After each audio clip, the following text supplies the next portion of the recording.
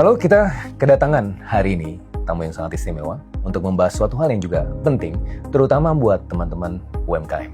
Ya, kemarin baru saja keluar PP yang baru terkait dengan pajak final UMKM dan ada beberapa dinamika di situ. Nah, kita akan bahas bersama orang yang sangat kompeten. Dalam hal ini kita hadirkan langsung dari Kementerian Keuangan, dari Dirjen Pajak, Direktur P2 Humas, Ibu Inge. Ibu Inge, apa kabar? Baik, Mas Fitra. Assalamualaikum. Waalaikumsalam warahmatullahi wabarakatuh. Jadi kalau kita bicara tarif UMKM, nggak ada yang berubah. Tetap 0,5%. Tetap 0,5% sejak 2018 sampai dengan sekarang.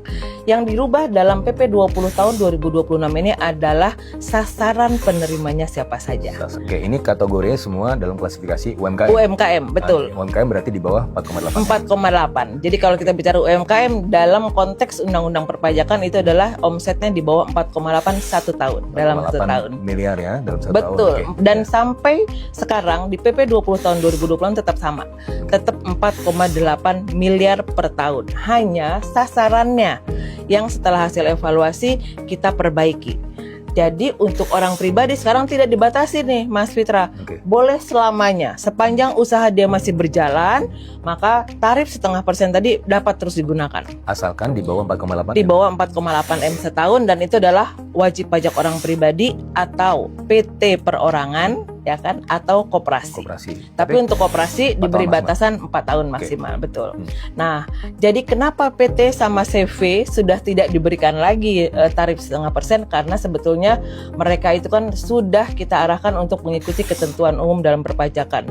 Mereka dinilai bisa lebih paham bagaimana melakukan pencatatan atau pembukuan yang lebih baik lagi, gitu kan. Orang kalau dibikin PT kan udah berkumpul beberapa orang, udah ada saham, udah pengurus, gitu ya. Kalau malah mungkin ada akuntannya, harusnya bisa dong bikin laporan keuangan. Oke, berarti kalau secara sederhananya ini kan tujuannya adalah untuk penyederhanaan, kan PPh final itu untuk penyederhanaan. Itu intinya sebetulnya. Dia penyederhanaan dalam administrasi perpajakan. Makanya hanya diberikan kepada UMKM. Oke, karena UMKM itu biasanya kan pembukuannya nggak terlalu bagus ya Bu ya. Dan mereka juga bingung dalam melakukan pembukuan. Betul. Dan kan melakukan pembukuan untuk sehari-hari susah. Sehari susah. Kalau melakukan pembukuan kan berarti harus ada yang profesional di hire. Dan Itu mereka nggak punya. Nggak punya. Nah, makanya kita bilang cukup dengan pencatatan. Pencatatan saja. Pencatatan itu hanya dengan omset tiap bulan berapa.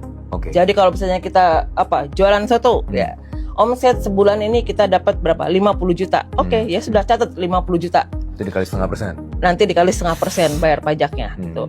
Nah itu dulu sebelum Undang-Undang HPP. Setelah Undang-Undang HPP ada yang spesial lagi.